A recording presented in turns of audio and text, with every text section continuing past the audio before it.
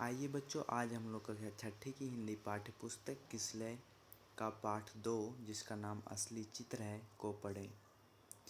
क्या है? राजा कृष्णदेव राय के राज में एक महाकंजूस सेठ रहता था।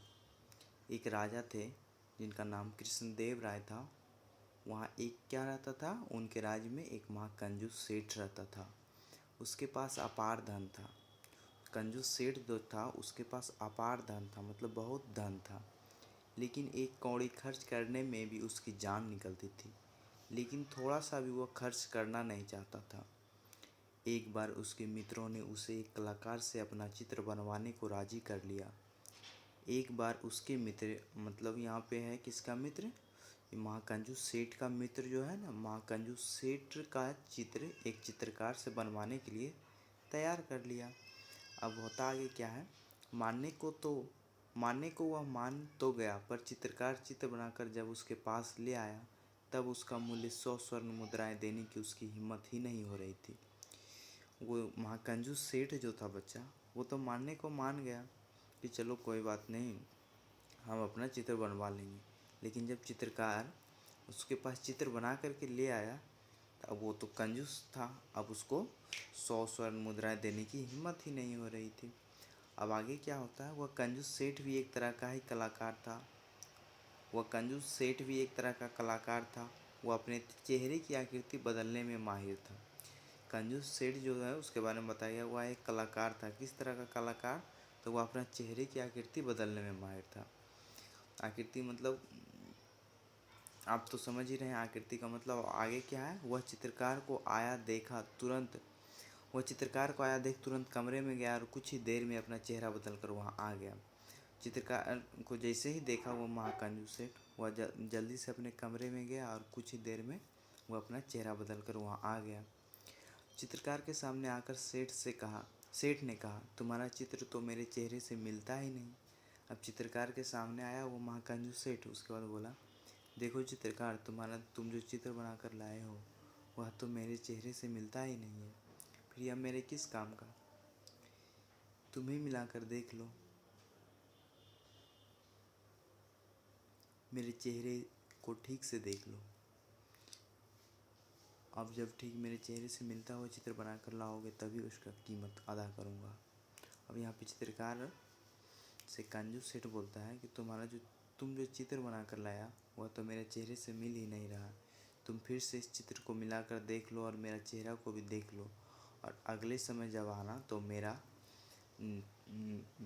चेहरा से मिलता हुआ चित्र बना कर ले आना, तब मैं उसका कीमत अदा करूँगा। मतलब तब मैं उसके बदले आपको 100 स्वर्ण मुद्राएं दूंगा। 100 स्वर्ण का मतलब होता है सोना। पहले चलता था ना बच्चे, सोना का सिक्का चलता था, उसी के बारे में यहाँ पे कहा गया। अब आगे क्या होता है? चित्रकार निराश होकर चला गया। अब जब कंजूस सेठ उसको स्वर्ण मुद्राएं नहीं दिया तो चित्रकार क्या हुआ? निराश हो गया, क्योंकि वो मेहनत भी किया लेकिन उसके बदले उसका मेहनत का फल नहीं मिला। दूसरे दिन चित्रकार एक नया चित्र बनाकर लाया जो उसके पिछले दिन के चेहरे से एकदम मिलता था। दूसरे दिन क्या हुआ? चित्रकार फिर से एक नया चित्र बनाकर लाया जो उसके पिछले दिन के चेहरे जो था उससे एकदम मिल रहा था। लेकिन कमाल, सेठ ने इस बार भी अपना चेहरा बदल लिया। लेकिन सेठ का तो आदत था क्या, अपना चेहरा बदलने का। इस बार फिर से सेठ अपना चेहरा बदल लिया। चित्रकार ने चित्र मिलाकर देखा तो और भी भौचक रह गया। इस बार जब चित्रकार मिलाया चित्र तो और भी एकदम आश्चर्य हो गया उसको लगा हम तो सेठ जी का चित्र बना के लाए हैं लेकिन फिर मिल नहीं रहा है। चित्रकार को बहुत आश्चर्य हुआ ये बात देख करके। फिर आगे क्या होता है? चेहरा चित्र से न मिलता था, सोना मिला। चित्रकार मारे सम के पानी पानी हो गया। चेहरा जो है वो चित्र से नहीं मिला, क्योंकि कंजूस सेठ क्या किया, अपना चेहरा बदल लिया। इसलिए चित्रकार को बहुत शर्म हुआ खुद पर और वो शर्म से पानी पानी हो गया। इसकी समझ में यह बात नहीं आ रही थी आखिर उससे ऐसी गलती कैसे हो जाती है। चित्रकार भी सोचने लगा कि हमसे ऐसा गलती कैसे हो जाता है, क्योंकि चित्रकार तो बहुत अच्छा चित्रकार था वो, और सबका चित्र बनाता था तो एकदम जैसा होता था वास्तविक में वैसा ही चित्र बनता था। और यहाँ पे कंजूस सेठ का भी चित्र सही ही बना रहा था, लेकिन कंजूस सेठ क्या कर रहा था बच्चा? कंजूस सेठ ही अपना चेहरा को बार बार बदल ले रहा था। फिर उसने फिर से चित्र बनाने का फैसला लिया। अब क्या हुआ, जब देखा चित्रकार सेठ का चेहरा नहीं मिल रहा तो सोचा फिर से सेठ का चेहरा बना करके लाएंगे। अगले दिन वह फिर एक नया चित्र बना कर ले आया। अगले दिन क्या हुआ, चित्रकार फिर से एक नया चित्र बना कर ले आया, लेकिन सेठ की कारस्तनी से उस चित्र के साथ पूर्व के दिनों के जैसा ही हश्र हुआ।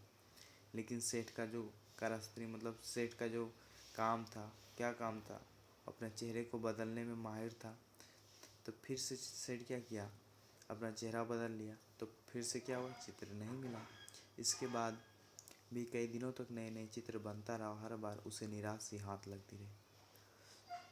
अब चित्र क्या हुआ, चित्रकार वो इसके बाद भी बहुत दिन तक नया नया चित्र बनाकर आते रहा, लेकिन चेहरा ही नहीं मिलता था, क्योंकि वो महाकंजूस सेठ जो था वो बार बार अपना चेहरा ही बदल लेता था। लेकिन कई दिनों के अनुभव से वह सेठ की चाल को समझ चुका था। अब धीरे धीरे चित्रकार को समझ में आ गया कि सेठ जी क्या कर रहे हैं, अपना चेहरा ही बदल रहे हैं। वह सेठ की कंजूसी को भी जान गया था, और पैसे न देने के बाद भी वह कई दिनों की अपनी मेहनत को बेकार नहीं जाने देना चाहता था। अब सेठ का कंजूसी को समझ में आ गया चित्रकार को कि सेठ जी कंजूसी कर रहे हैं, वो अपना चेहरा नहीं 100 स्वर्ण मुद्राएं नहीं देना चाह रहे हैं, इसलिए बार बार अपना चेहरा बदल रहे हैं। अब ये बात किसको समझ में आ गया, चित्रकार को। अब आगे क्या होता है, कैसे कंजूस सेठ से पार पाया जाए, इस पर खूब सोचने के बाद तेनालीराम से मिलने का फैसला लिया। अब क्या हुआ, चित्रकार सोचने लगा कि अब इस कंजूस सेठ से कैसे बदला लें, किस तरह से, जब हम बार बार अपना चित्र बना कर लाते हैं इस कंजूस सेठ का, लेकिन इसके बदले में हमें स्वर्ण मुद्राएं अर्थात सोने की मुद्रा ये नहीं दे रहा है, कौन कंजूस सेठ। तो उसको मज़ा चखाने के लिए क्या करना चाहिए, तो उसके मन में आया एक विचार। कौन सा विचार, तेनालीराम से मिलने का विचार। तेनालीराम कौन थे, तेनालीराम एक बहुत ही विद्वान मंत्री थे। उसके पास चित्रकार अपनी समस्या रखी और कोई समाधान निकालने की प्रार्थना की। अब चित्रकार तेनालीराम के पास गया और बताया सारी बात कि तेनालीराम जी, मेरे साथ ऐसा ऐसा हुआ।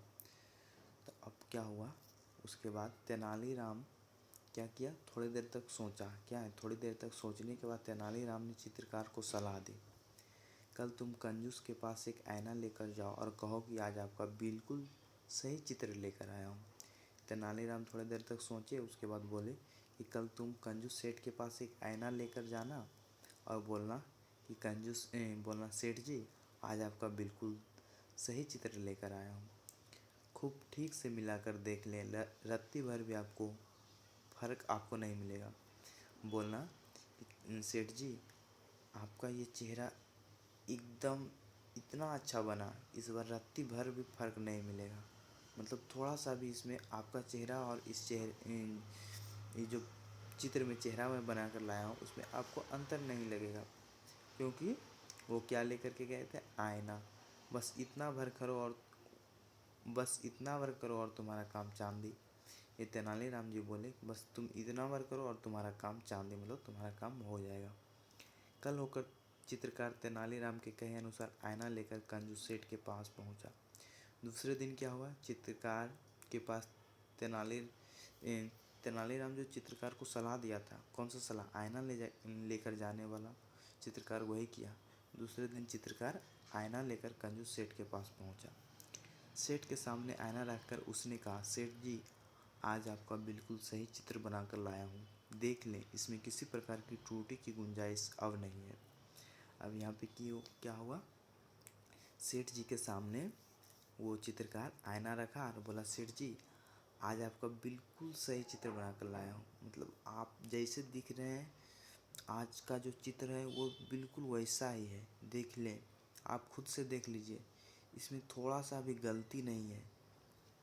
अब इस पर सेठ बहुत झुंझलाया और बौखला कर बोले, अरे यह चित्र कहाँ है, यह तो आईना है।